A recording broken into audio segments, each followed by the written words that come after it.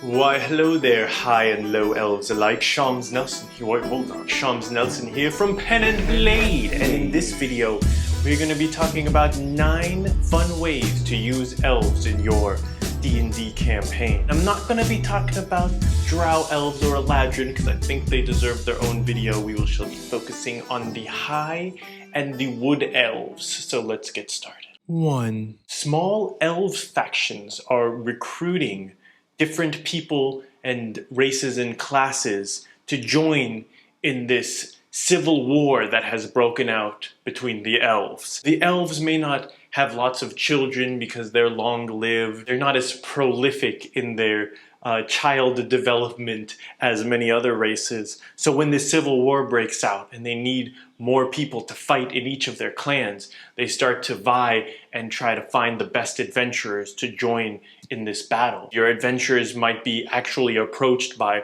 different elf factions, offered different rewards for joining them. 2. The impenetrable elf fortress. Imagine you're approaching this fortress and there's a great wall, and atop it are the finest elven archers. They never miss, and they have arrows for days, maybe even magical arrows that are enchanted with fire, lightning, explosions, I don't know. They're standing on this wall, and for some reason your adventurers need to get in there. They've been recruited for some purpose, but everyone knows that if you get within 200 or 300 feet of this wall, you're out, you're sniped. How will they infiltrate this elven fortress? Maybe they can come up with a way to get around this, but otherwise they're gonna have to go underneath in some caverns below. Don't know why they don't just build a box and then just stroll up in it. Oh, because of the exploding arrows. 3. Assassinating the oldest elf. Let's say there are 2 elves that share a birthday or just born in a very close age to each other, and they've both reached the oldest age of any elf known in this entire land. But one of them is slowly approaching his final years, and the other one's actually alright. You know, he's old, he's not as chipper as he perhaps once was, but he's definitely gonna outlive this other guy. So this old, frail, dying elf recruits the adventurers to assassinate this other guy because he wants to go down in the history books as the oldest elf that ever lived. 4. Elves taking refuge amongst dwarves. Oh, I shudder to think of it. So elves and dwarves, most of you probably understand that elves don't think most highly of the dwarves, or at least they don't appreciate their mannerisms very much. But what if the elven forest was burned down by some, tribe of dragons, and they had to flee, they had to leave this forest, and the only place to seek refuge was in the underground fortress of the dwarves, who were, in the elves' time of need, kind enough to allow them to be refugees in this land. Living with these dwarves brought to a level of shame, perhaps. So there might be internal struggles between the elves and the dwarves. And then in the bigger picture, how are the elves going to emerge and take back the forest or return to their lands against whatever threat drove them out in the first place? 5. Pointy ears equals better ears. Now, elves are arguably the most pointy-eared of all of the fantasy races. But what you don't realize is that the pointier the ear, the higher the class. At least that's how it is in this elvish society. And maybe it goes so far as that the highest echelon of society have elves like the night elves from World of Warcraft, these really long pointy ears. And then the lower class elves are called round ears. You see, because there's a genetic component, and it's ended up becoming a caste system amongst this elven world.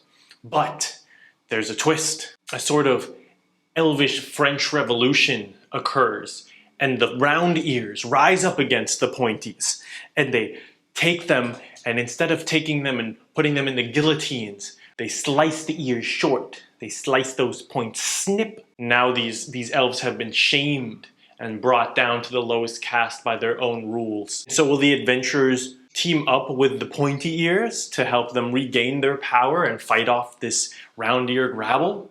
Or do the adventurers team up with the round ears to hunt down the last of the pointy ears who were able to escape when this uprising occurred? 6. Elves steal the power of immortality. So imagine that the elf deity who kind of watches over them and maybe even created them has gifted them with this vitality that allows them to have these extra long lives. But some elf figured out how to take the immortality of that deity and steal it, bringing it into the elvish people, or maybe just one group of elvish people.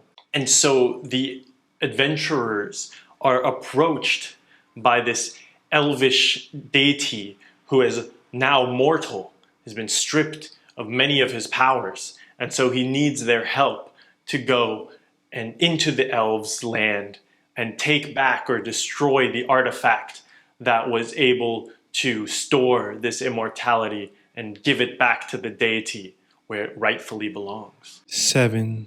The elvish cult of Saint Claus the Red. For you see, he is a most vile figure, and the elves that serve him think of him as a great saint, but truly he has bid them to create toys that are cursed. I'm curious what you think the curse might do. Whatever it is, it's awful, and these elves need to be stopped. 8. The endless elvish siege.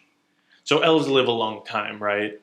And this means they can outlive or outwait most other races. So imagine an elf is taking siege of a city. Not the kind of siege where you're launching catapults and trying to break down the wall, but the kind of siege where you cut off all trade routes and supplies. And so the city is slowly starved out. But this city actually potentially is on the sea or is large enough that and magical enough that it has an internal food and water supply, right? So they're not actually being starved out, but they've been surrounded by this huge elf army who cannot penetrate their walls and break in, but is too stubborn to retreat and leave them alone and give up on this siege. It's a matter of pride at this point. It's been 2, 3, maybe even 400 years. Many generations of humans have lived within these city walls, never leaving the city once in their whole lives. It's about time something should be done. Now, I'm assuming the adventurers will help the city against the elves, but maybe they help the elves finally break into this city and take it. I'm not sure why this city has been at siege for so long, but the reason is probably going to influence the decision of the adventurers. 9. The Elvish Games. So imagine it's like the Olympics, but like elves versus other races. So instead of having different countries represented, all the races send their best wizards, warriors, athletes, writers, poets, musicians, and they compete because, well, at first I'm thinking that perhaps it was just humans and elves. So a human king was visiting an elvish lord, high elf of course, and the elvish lord said something that anything humans can do, elves can do better. And the human king took great offense to this and so challenged him to a contest to see if that's true. So the adventurers might be part of this contest, but perhaps then word spread about the arrogance of the elves and the great prize for the victors of these competitions. And so the dwarves and the halflings and the gnomes and the tieflings, whoever, they all show up with their representatives to take part in this great elvish contest. 9.5. On a smaller scale, maybe it's just one high elf sitting in a city with a booth that says, Well, that was rude. So that's it. Those are my 9.5 ways that you can use elves in your campaign. Let me know which one was your favorite and what other ideas you might have, or what topic you'd like me to do a video on in this series next. So it could be monsters, races, classes, items. Yes, and don't forget to take 300 paces, draw your longbow, snipe that subscribe button, and that's it for now. Peace, God bless, and stay fantastic.